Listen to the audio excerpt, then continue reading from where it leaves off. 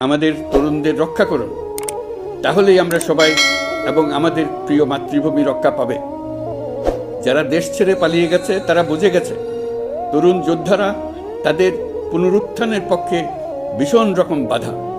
এই অস্ত্রহীন, ভীতিহীন, ব্যক্তিগত স্বার্থ সম্বন্ধে সম্পূর্ণ উদাসীন দৈনন্দিন এই চেহারার ছেলে মেয়েদের নিয়ে তাদের সাংঘাতিক ভীতি।